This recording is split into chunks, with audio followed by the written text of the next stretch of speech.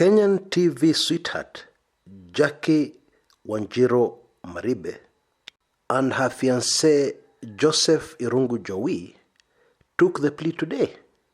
They took the plea on the murder charges facing them today, Monday, 15th October 2018. And they both pleaded not guilty.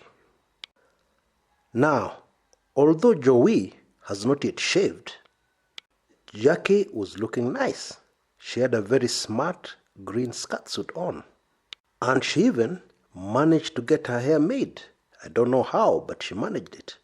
And she was looking quite sharp, if I may say so. And she was also much more composed than she was the last time when she made a court appearance. The highlight of today's court appearance of the two, was Jowie hugging his mom. As the accused persons were waiting for the judge to come in, Jowie spotted his mom somewhere at the back of the courtroom. And with the assistance of one of his lawyers, she was quickly ushered to the front, where she passionately hugged her last-born son.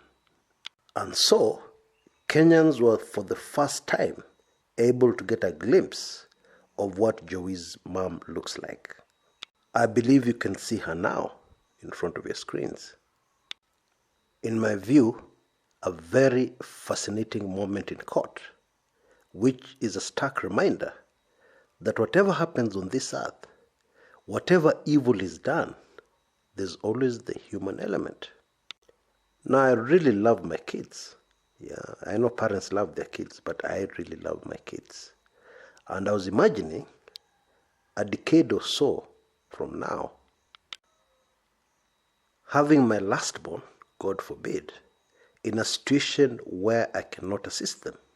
Yep, I tried to put myself in the shoes of that mother.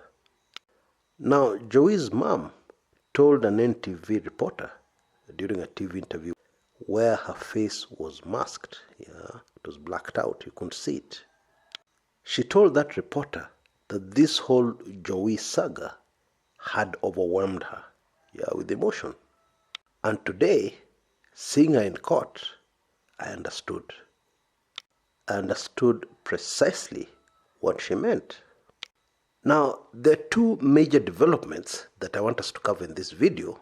One of them did not surprise me, but the other one shocked me to my bones. Okay? And let me start with the one that did not surprise me. Now, there seems to be a change in the legal strategy of the team of lawyers representing the two suspects. You will remember from the video I did of the first appearance of Jowie and Jacque in court, you'll remember I told you that both legal teams were very independent of each other. They were not talking to each other. They were clearly working separately. Well, today in court, there was a lot of back and forth between them. Yeah, they were definitely conferring, discussing, etc., exchanging notes. And this change in strategy in the two legal teams became very clear when Jacque Maribe's lawyer, Carter Keegan, started addressing the court on the bail application.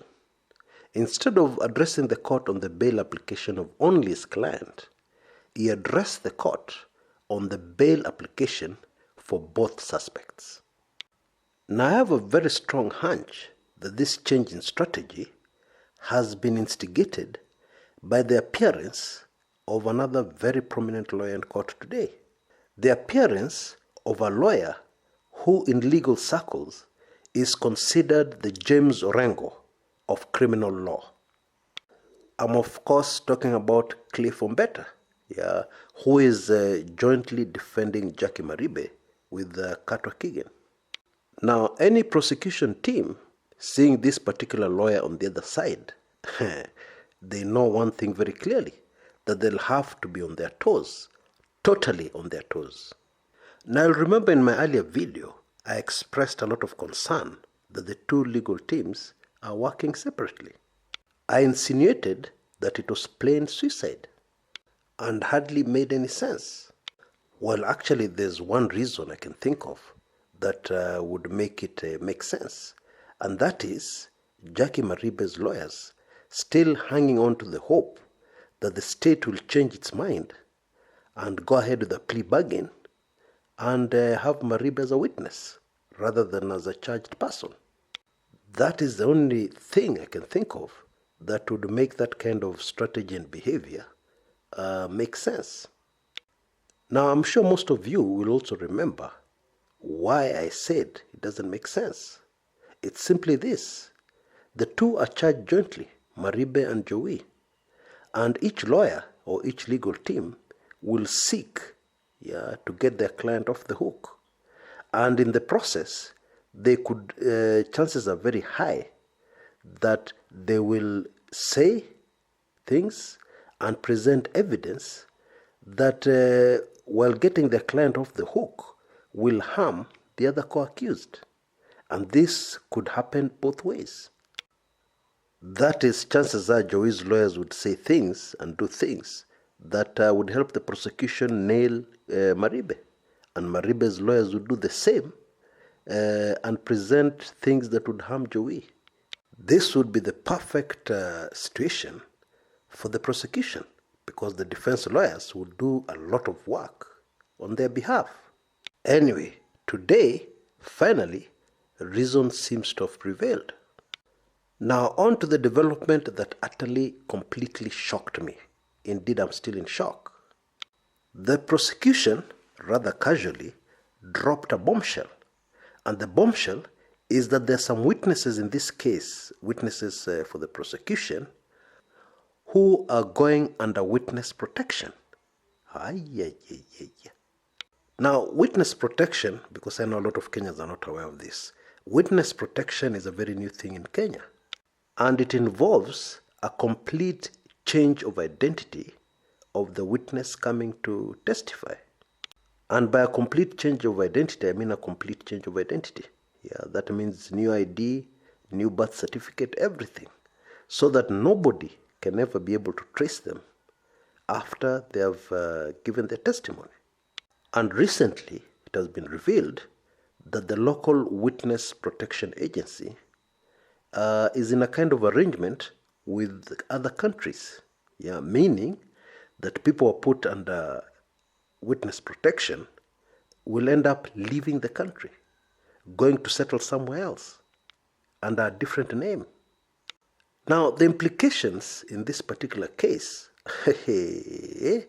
are just crazy. Because there is no way you can be put on witness protection without fully convincing the prosecution, and not only the prosecution, especially the witness agency, that actually you need protection.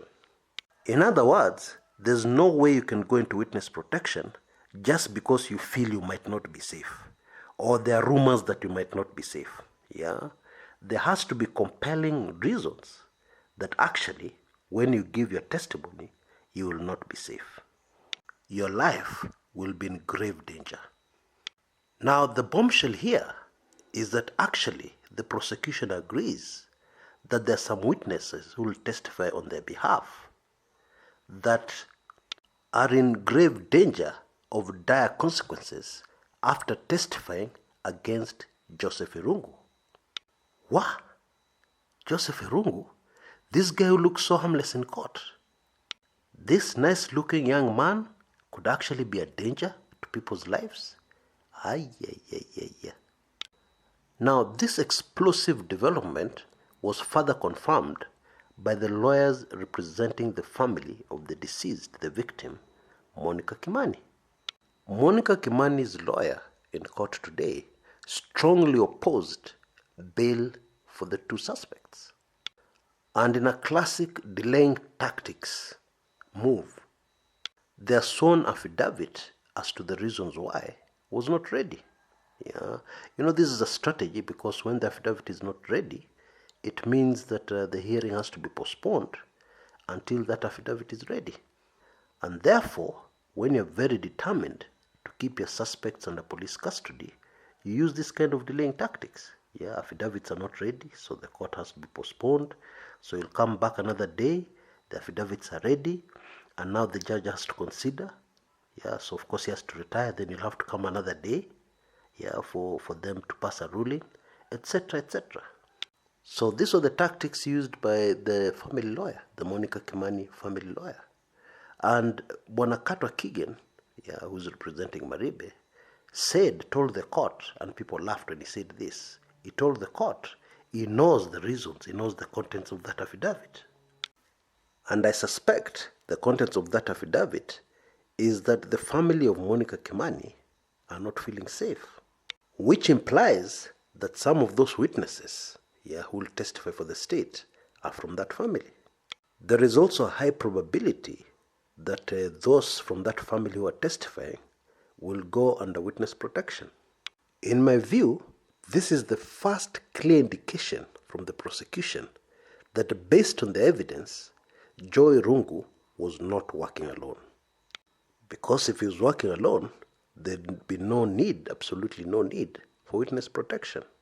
This would only kick in, yeah, if there's a bigger network, yeah, behind Jowie, which means that even if he's found guilty and goes behind bars, the danger will linger for those who testified against him. To me, this is extremely shocking, because all along I've assumed that the suspect would have been working alone, must have been working alone, assuming he's guilty.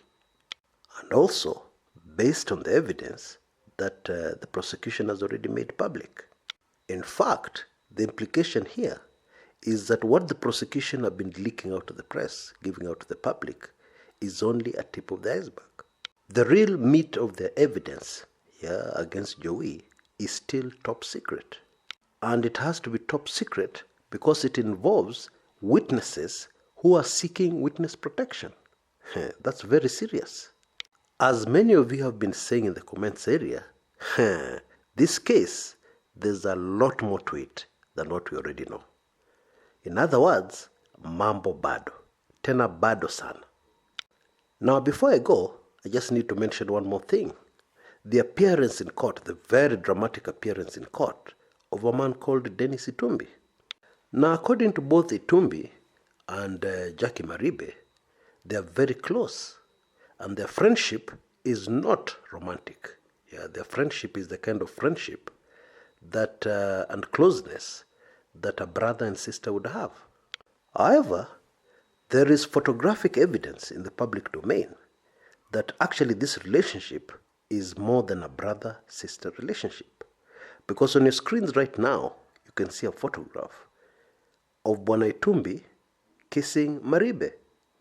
Now, if you look at that kiss, would you kiss your sister like that? Would you kiss your brother like that? Anyway, this appearance has touched a lot of Kenyans because such friends are very rare. I mean a friend who sticks with you through thick and thin.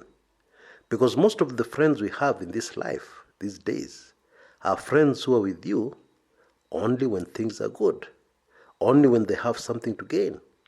I'm sure most of you understand what I'm talking about. And if you don't, you're in for a rude shock the day you lose your job or the day something happens to you that would cause most of your friends, in quotes, to vanish into thin air. Yeah, everybody would wish for a friend like Dennis Itumbi. Somebody who is so loyal to you that whatever situation you're in, I mean, they're not related to you, but whatever situation you're in, yeah, they're there for you. Even though you have another fiance, they're there for you. Even though you're charged with murder and you're appearing in court to answer to such a serious charge, which would normally make friends of Maribe keep their distance. Yeah, they don't want the public to know that they're close to that person. Yeah, that's human nature. Very sad, but very true. But Bwana Itumbi doesn't care. This is his friend. It doesn't matter what the world thinks. He's there for her. He even prints out a prayer on Twitter, yeah, and believes that in the end, justice will be done, both for Monica and for his good friend Jackie. Aye, that's a good friend. That is a real friend. It doesn't matter what you think of Bwana Itumbi. It doesn't matter what you think of Jacque Maribe. But friends like this, very, very difficult to come by. Until next time, this is Chris Kumekucha.